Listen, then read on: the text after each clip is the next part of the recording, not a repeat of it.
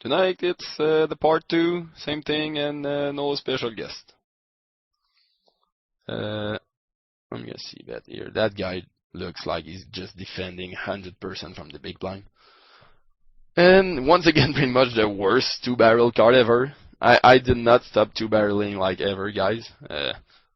Since I just gave up pretty much all of my bluffs so far. Just that every single turn card is like the worst ever for 2-barreling. So I think I do have to give up here. And I can't really make him fold anything on that river after taking back the turn, I think. Could represent the knight, but nobody ever believes me. If he has an under pair, we're splitting anyway, so it's not really worth it to try and bluff him out of a split pot. So, and he's not folding any pair, and he could be calling with ace high. So, I'm just gonna check. And he had the flush, so he was not folding that. So yeah, this guy is defending very light from the blinds. I'm gonna take that. So.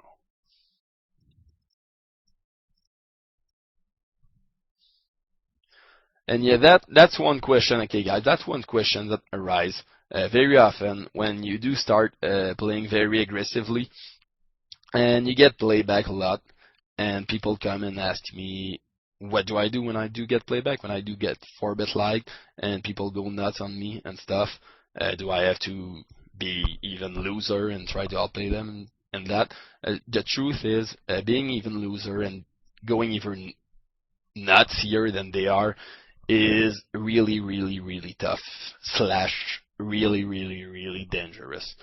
And you can you're gonna be leveling yourself so often, stacking up with bullcrap, when in fact they just do have a big deck. I think, especially against small and mid-stakes opponents, I think the best line to take, in my mind, is to just tighten up, just switch gears a lot, just have a lot of gears in your arsenal. I'm not really showing that right now because I just keep pounding on, but just for the video purposes. Because like I said, right now with how the tables are being spread and the people on that and stuff, okay, the fish just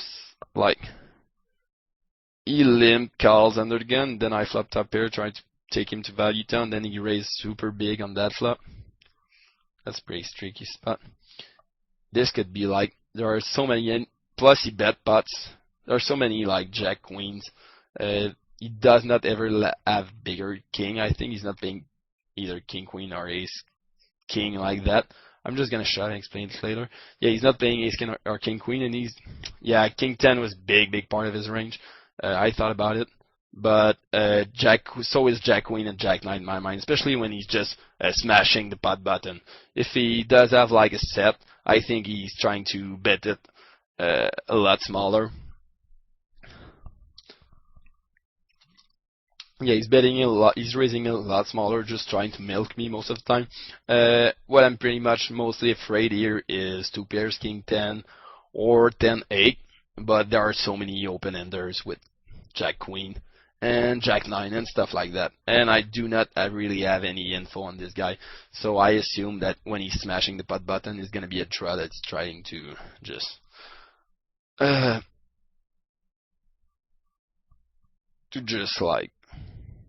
wait a second, I just lost my idea. Yeah, just trying to stack up with a draw most of the time, and or try to make me fold. So I assume he has straight draw a lot there.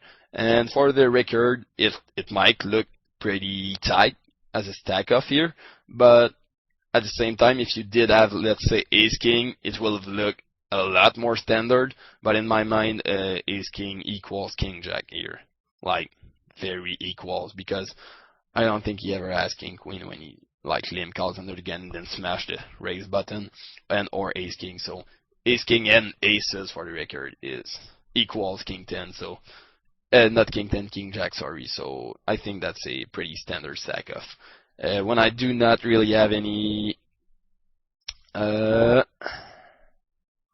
info on that guy. If I did have some info that he's passive post flop, I would have probably folded that, but I don't know if he's passive or not. So I just assume with some mats and some end combos that he would have a straight draw lot. And I still had 3 outs. So whatever. But yeah, what was I talking about? I was talking about something pretty important. Being deep. Yeah, you have to switch gears a whole lot when you do get playback. I think my first 2-4 video was a great example of me running over tables and never get played back, and it being pretty easy, and it's gonna just work like that very, very often. But now I think this is a very good example of me trying to run over a table and that not going so well. I'm gonna fold 10-7. 10-7 suit I would most certainly call, but offsuit is just pretty much trash. And yeah, it not going so well, the turn cards being bad, 2-barrel cards, so I cannot multi-barrel, not having the good ends in the good spots, like pretty much always having the bottom end of my value betting range, so it puts me into pretty tricky and bad spots, etc., etc. And what I advocate most of the time when things do turn like that, instead of trying to still trying to run over it, if you really, really know what you're doing, you could try to go that way, and I would go that way sometimes. But if you're not that comfortable, just tighten up. It will take if you're multi-tabling against the same guys, I think it will take them 5 hours just to realize that you've tightened up if you have the kind of image that I have. So you're just going to be printing money by the time you've tightened up. Here with the fish being last to act, I do not really want him to smash the pot button for a couple of streets and me being pretty lost, because he does that with pretty much anything, and having a lot of turn and river cards that would put me in bad spots. So what I'm going to do is I'm going to bet pretty small and try to make him turn his hand face up. If he does raise here, I think he's going to have me beat a lot. I don't think he's ever trying to go for the big bluff here. So, and if he does call, I think I'm going to have him beat a lot. Because it's half pot bet size, and the fish is going to pretty much call with any pair, that type of bet, plus he's going to call this type of bet with any pair, plus he's going to raise with anything that beats me because he wants to build a pot because he has big end. And that's pretty much how far his thinking goes. So yeah, when I do bet here, I think that when he calls, I am ahead, and when he raises, I am behind. So it makes the end really, really simpler to play. That's a great example of an adjustment I'm going to be making since I was deep and out of position here. I did call pre-flop because he was pretty big fish, and I do want to hit something big, try to stack him off.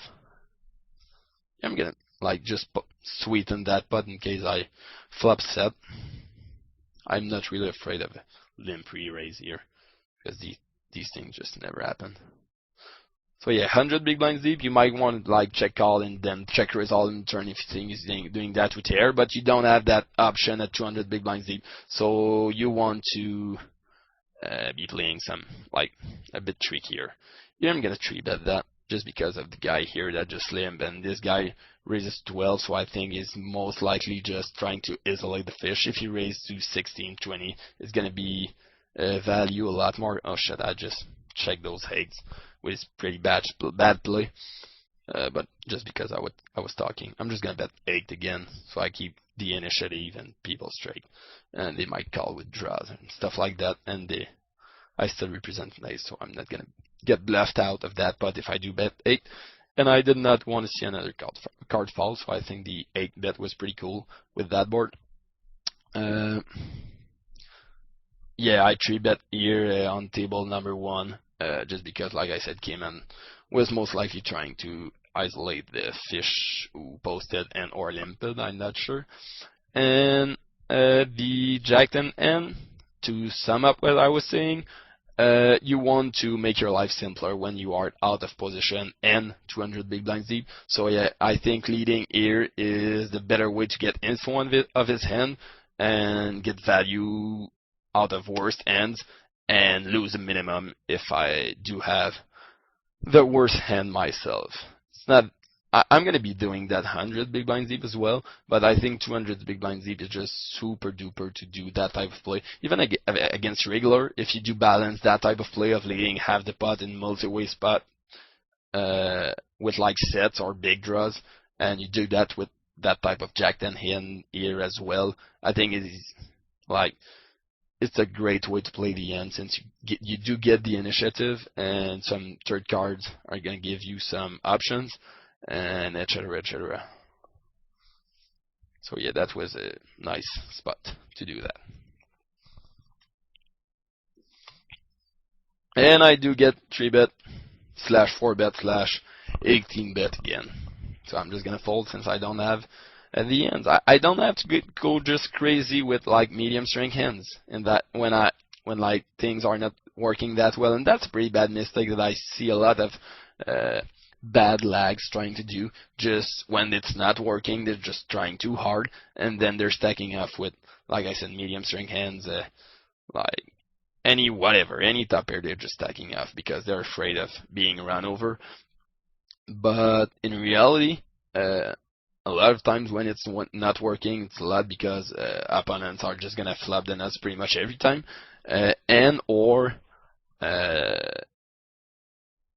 like you don't have a deck and it's just not working. So you don't have to try to worry that like force your way out of that. Just either play tighter. Most of the time, that's just what I do. I just play a lot tighter when that type of thing arise. Here I think I'm gonna bet like 15. So when he checks like 18, when he checks the turn, I do not think he has an ace very often. 22 here. Yeah, when he checks the turn, I do not think he has an ace very often. So when he raises the river, I think it's a misdraw a lot, and he's gonna call with every worst king that he would have. Check back. I'm not gonna bet again here because he's not gonna believe me because I am DrGiggy, etc. etc. But yeah, when he calls the river, he's gonna call the river with every worst king here, like 100% of the time. And when he raises, most of the time, with my weird bet sizing plus what I think is his level of play. I think he looks like a pretty much weak, mediocre opponent. He's gonna raise his miss draws a lot on that river, especially when I induce with that small of a bet here. So yeah, that was pretty much the best bet I've ever made. But he ended up folding, so nobody ever notices how good I am. So like I said, I have a lot of gears in your arsenals. That's pretty much a summary of what I was trying to explain for like 40, 20, 70 minutes. I'm going to c-bet that or slap again. I'm going to value my aces because there are aces and cool. And I'm going to call that 7-8 suited because that's the greatest spot in the world against a fish that deep. And I'm going to flop 2 pairs, ship it. Here with me turning 8, that is a gut shot, but still I have ace high plus equity and stuff. So yeah. 120, sorry. Here I'm gonna raise. With all the draws out there, I think he's just stacking off with, like, insta stacking off with an overpair. That type of guy. But he does go ahead and fold. Oh. Sorry, I'm just having trouble speaking and playing at the same time. Here he just called me down with middle pair, so we're gonna assume he's a fish. Fish tag. And here I'm gonna 3-bet since I'm making a video and it's been a while. It's exactly not what I've been advocating so far. And now I just realized that I'm not the initial raiser in that, and I was certain that I was. I just realized that I was the big blind caller. So yeah, my lead on the flop is a lot less sexy than it looked like at first.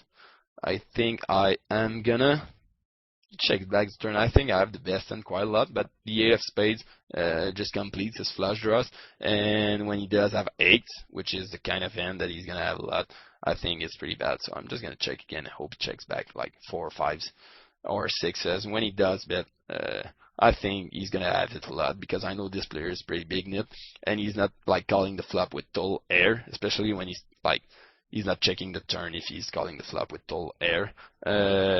Plus, I could have the flush myself a lot, that kind of spot, and he's not value betting horse ever, so I'm just gonna fold that river. The dunk lead here did put me in a pretty tricky spot against that opponent here. but I did not meant to dunk lead because I thought I was the original raiser with all the stuff going down at the same time.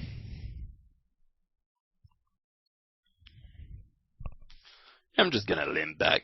I think ace 3 offsuit is exactly the type of hand I want to be limping back against fishes. When I do flop an ace, they never ever believe you, and then you get 27 streets of value, and it's super cool. And if you do raise and isolate and the ace flops, you never ever get value because they just put you on ace king most of the time. So yeah, with two fishes here in the hand, 666, out 666, and get over bulk, I think I'm gonna get some value out of queens here a lot, out of pair of queens. And flush draws and stuff like that.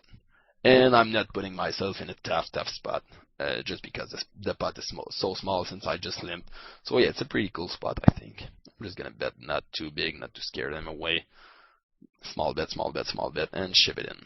Here being deep, even against a regular, I mean, 100 big blinds deep is not the type of... I'm going to bet exactly the same amount for the same reason than earlier. I think if he shoves, it's going to be a missed bluff, a missed draw a lot, and he's going to call pretty much all of his pairs. So I'm doing that to induce / get some value, and he folds again. But yeah, that Jack 10 suited against a fish, it's the easiest call on the planet, especially being 200 big blinds deep. But even against a regular, that's like the easiest call on the planet, since you are 200 big blinds deep, and you do want to use your positional advantage with those type of hands a lot. Yeah, I might multi-barrel that guy. Once again, it's like the worst card to multi-barrel. But I know he's defending pretty light. And he did call pretty quickly my flop bet, which most of the time is a sign of weakness. So I assume that he has milled pair type van. But then again, the board falls off completely, like the worst board ever. Like a lot of two pairs just made it on the river, and I can't really represent anything like very possible. And he could have pocket eggs as well.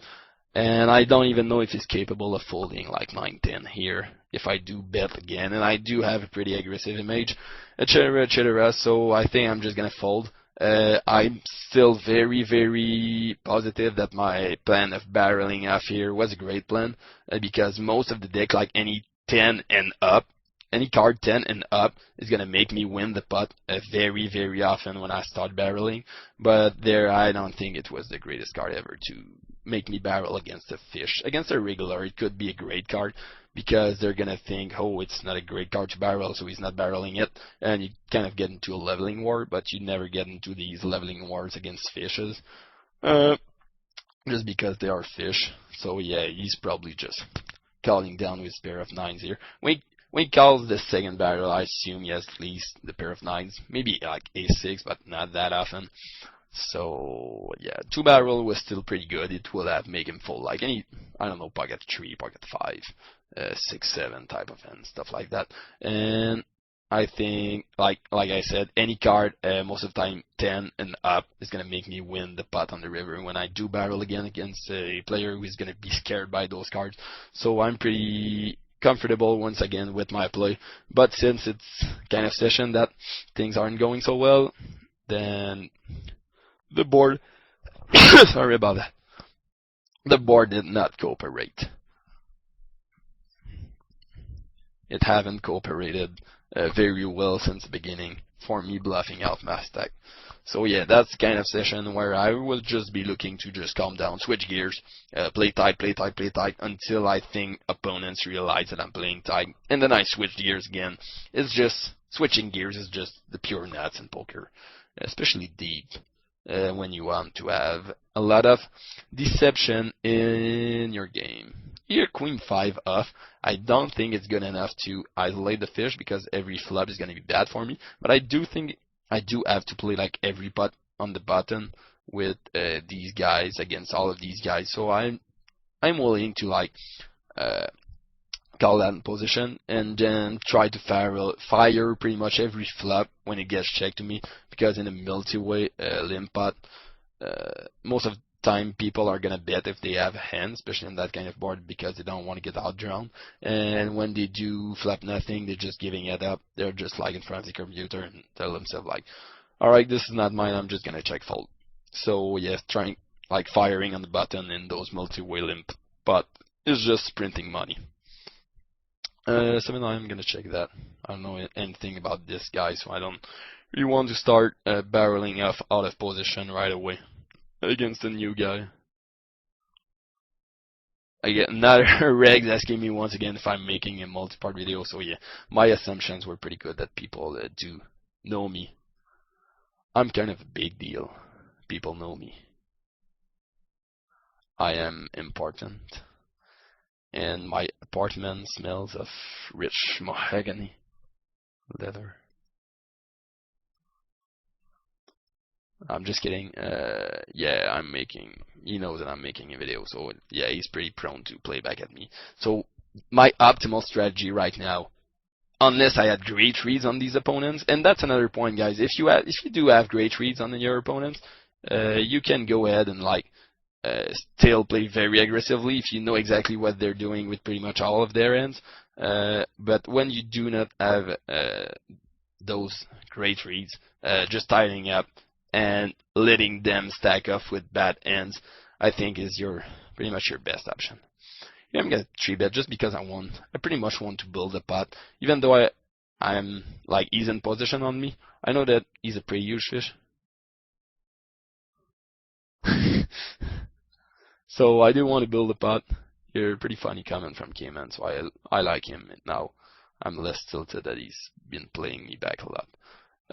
Yeah, I do want to build a pot against use fish because I know he's going to be making a lot of mistakes.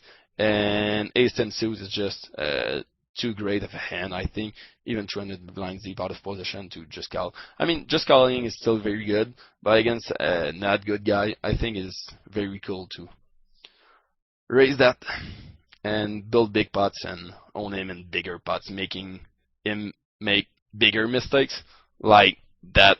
Like him calling with king 10, the dominated, and he did flop his king, but most of the time I'm gonna take down the pot when he's calling with those weak holdings, and when, most importantly, he does not know how to play them post flop. So yeah, I do want to build big pots against fishes because they are gonna be making bigger mistakes. Of course, it's once again a bigger variance style. I'm gonna have a whole lot more variance playing my hands like that against fishes that I'm going to be building big pots with, but they are going to be making bigger mistakes, so I don't mind the variance if I get more EV out of it.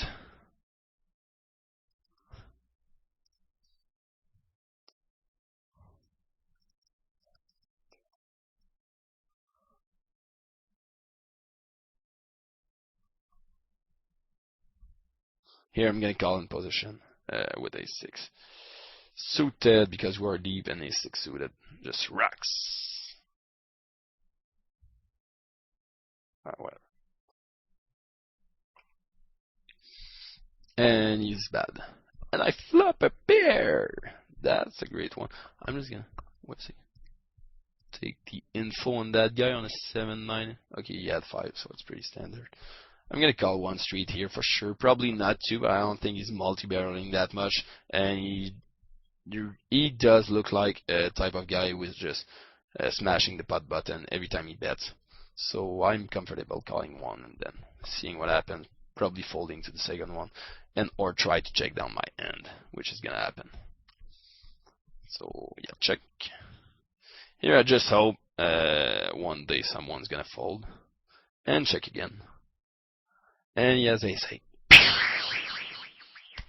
I just hope someday someone's gonna fold to 3-bet and or a c-bet in a 3-bet pot. Yeah, that happened. So I think the tide is turning, guys.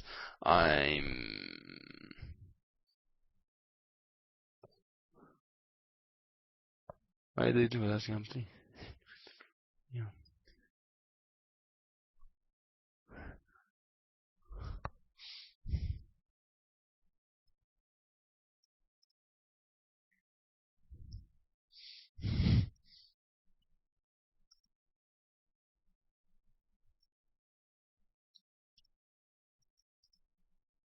Sorry, I'm just having fun with someone in chat.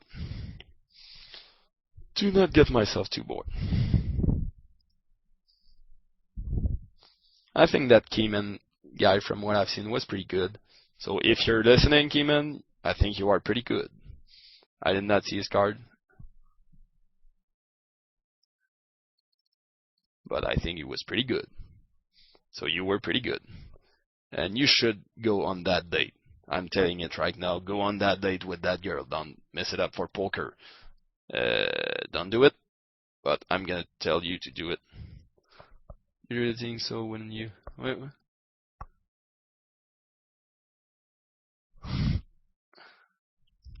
I took the right decision. Unfortunately, he didn't stay, but he took the right life decision by going on this date. I love you, K-Man. You were one funny, good man. Good luck in your future adventures. We're down to heads up, but I think I'm still gonna play. Like, every table's breaking down. Probably something to do with the fact that it's 5:35 Eastern time right now. Yeah, I'm getting multi-barreled, pretty big. I think I do have to call it down here because the turn card just brought a lot of the turn card is bringing a lot of draws that he's second barreling, and with his sizing, I think it's either a big hand. With his sizing and his timing, like super big and quick on turn, I think it's either a pretty big end and or a pretty big draw. So I think like I'm gonna call the turn, and if the draw's missed, I'm probably gonna call the river again.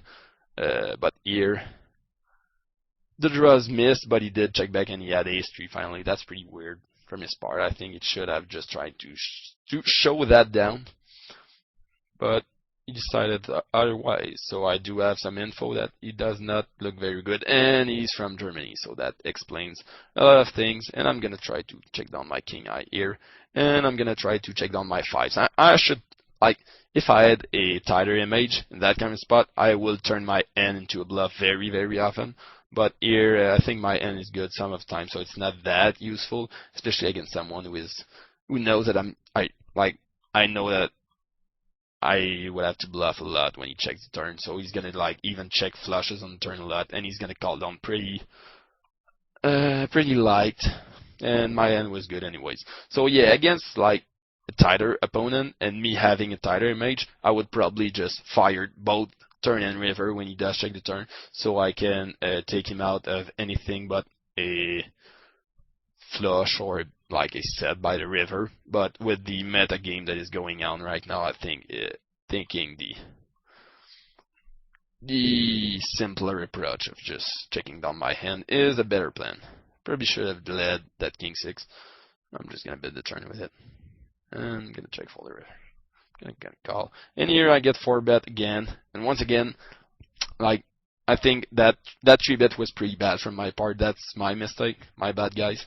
I didn't mistake because I know that he's gonna 4-bet a lot, and I do not want to be 4-bet out of that great end that I could have played in position, and it's just not good enough to call a 4-bet with and try to outplay him after the flop. Just 200 big blinds deep, 300 big blinds deep, maybe I would do that, but 200, I think it's pretty gutsy, so I'm just gonna fold. I should have just called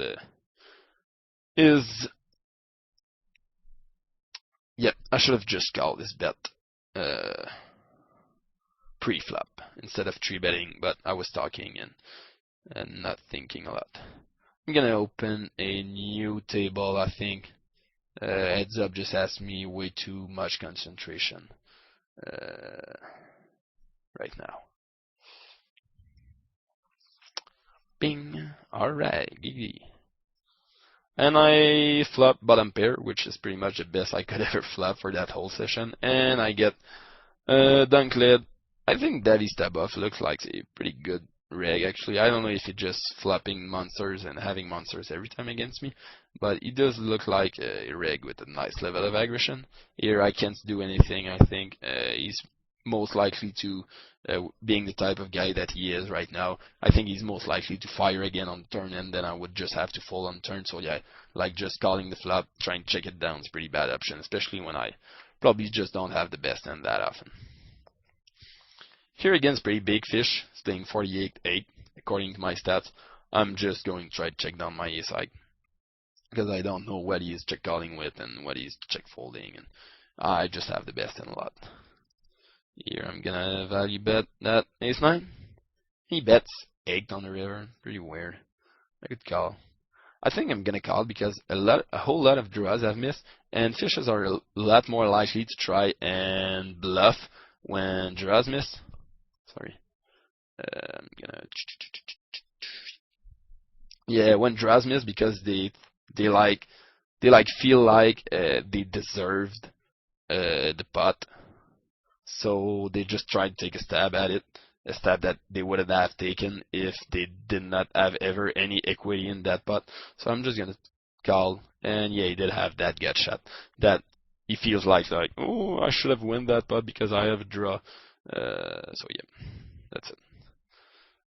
Here I did check back the turn because I thought he could be like floating a lot on the flop. Like sometimes people do that when they try to get tricky and stuff. They float on that type of board that I'm not two barreling a lot on. Here the ace-10 type of hand that I would 3-bet a lot, 100 big blinds deep against pretty much any opponent. But against that opponent, I think 3-betting it 200 big blinds deep is a pretty bad mistake. So yeah, I did check back the flop with the ace-9. And he did call with king 10. That's pretty bad. Okay, I think that's an example of him getting really too tricky with too many hands, just playing too many hands. I don't think calling that flop with king 10 is ever a good option because I'm gonna be two barreling stuff, and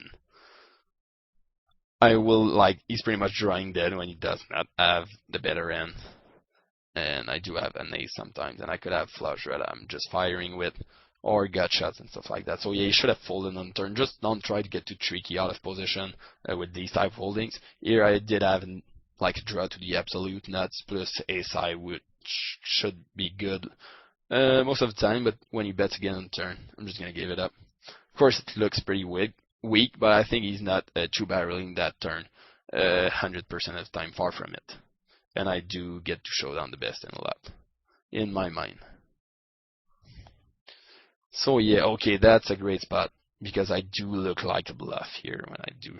If I had ace king suit, I would cold call that here, but with ace king f, I think it's great to just repop and then.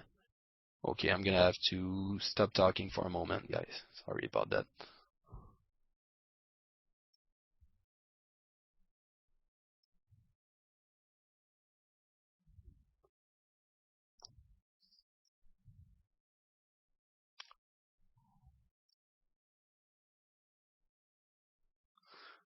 Okay, here are the kings. I'm just going broke with it because of my image. I remember playing with that guy. He's German, and I have kings and etc. etc. I could be bluffing. I could be 4-bet bluffing that spot. So yeah, it did go ahead and try the big 5-bet bluff because I'm DrGiggy. Once again, people just go crazy because I'm DrGiggy. So I did win a pretty nice spot against in a tighter battle against. I mean. Some players against some players, someone is even gonna 200 big blinds deep fold jacks or queens in that spot. So I would cold call these kings a lot more. But with me being me and him being him, I do have to go ahead and 4-bet and go take it down and take down a big pot here without even showdown. So that's pretty cool. And now I get check raised again by Davis Tabov. That's pretty weird. I'm gonna call the flop and see what happens. That's pretty weird because he's representing a very narrow range. So if he fires pretty big on turn again, I'm pretty likely to just give it up because I don't think he's ever starting a big bluff here. Yeah, I don't think he's ever pulling out a very big bluff here. I might be wrong, but I'm not gonna assume that he's firing big bluff here because I think he's just on the level. Okay, he's gonna think that I'm representing a very narrow range, so I'm gonna value bet a7. He does have stuff like 6-7 suited, 7-8 suited. Could have flopped quads. He's gonna have ace queen too that he's gonna try to value bet because of the board and the history. And he's not value betting worse like jack queen ever. And he's not trying big bluff here. That since I said, he knows that he's representing a pretty narrow range. I don't think he's the level above that, and he's trying to make the bluff because he knows that I know that he's representing a narrow range. He could be doing that, but I think that's a good example of if I would just call down here 3 streets, it would be a pretty good example of me trying to take too big of stands, like in spots that are not good, just because I think people are going crazy because of my image. Like the feeling that I have right now is that I am set up completely perfectly to stack Davis above 200 big blinds deep. I just know right now that he's gonna overplay top pair type hand and stuff like that, on a 3-bet pot or stuff like that with the history that is going on between us. I just know that if I was to play longer, if I was to play like a couple of sessions against him, he is gonna make big mistakes in big pots against me, just because of our historics, and he just looks like the type of guy who's never ever gonna fold when he gets into a leveling metagame war. Here I'm gonna call 1 street with my ace-8. I think it's gonna be a bluff a lot here on that dry board, especially against that guy.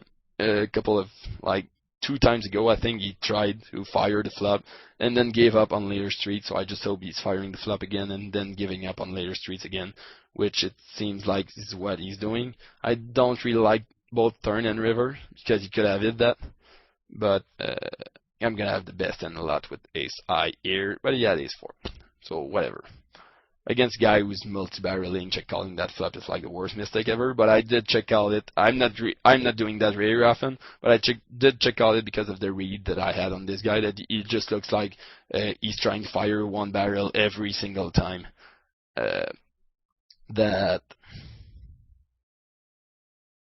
He's firing 1 barrel every single time that it is checked to him, and then he's giving up on later streets. So yeah, like I said, against Davis Taboff, I just feel like he's gonna overplay hands sooner than later, especially if I tighten up a bit. He's gonna make a pretty big mistake, and that would be a nice spot for him to make a pretty big mistake. Like with the historic that we have going on, he could be like stacking off with an overpair here, being that deep, which is not his best option for sure. I just hope he's going to do that. So I'm going to raise it right away because I do have to build a pot. Plus, there are a lot of draws out there, and he could not believe me. But then he folds. He pretty most certainly had nothing with the speed that he folded, so that pretty much sucks. But yeah, that was a pretty perfect spot to try to get him to make something weird. Just the king 10 call when I see bet and he calls with king 10 on the ace high board just tells me that he is the type of guy who is going to make these big mistakes, like I said. Okay, most of the time here in that ace king, I would most probably just call in position and try to play a pot with it. But here with the historic that I have going with this guy, I think he could be 5-bet folding, 5-bet bluffing, then folding. So I am gonna re-raise that. I don't even remember my sizing at too far. So yeah, I'm gonna make that. That looks like a cool amount. I think it's pretty big. I think it's way too big. Sorry about that. But yeah, he could just do exactly like Waffles for dinner just did against me, which means with the stack size, come over the top of that raise and then fold, which would be the perfect situation with my ace king. I would not ever do that against tighter opponent because I would be running into aces and kings way too often. But here against this guy, I think it's pretty cool. And he did have aces, so whatever. I got owned exactly what I was talking about of him overplaying a big hand. Then it was me overplaying a hand. But with the hand that I have, that he's just never ever gonna believe me. I think I'm pretty much, I'm still comfortable with my play here. I know it still sucks, but yeah, whatever.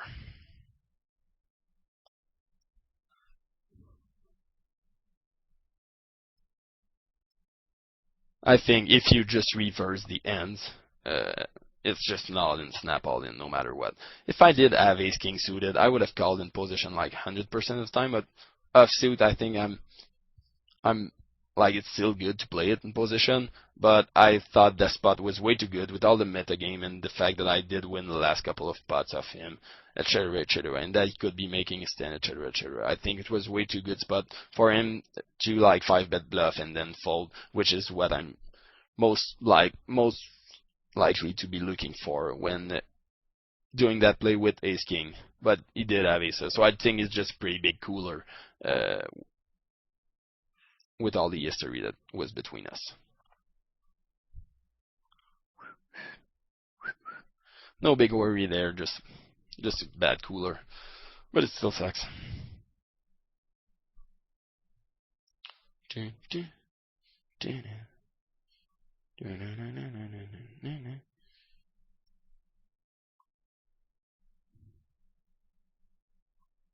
Yeah, things are not going really well in that session, and I think there's some stuff to learn out of it.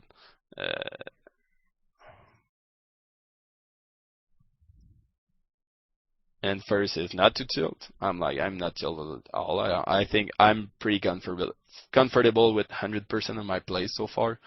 And second is not to get carried away with like mediocre hands when you do get played back, etc., etc.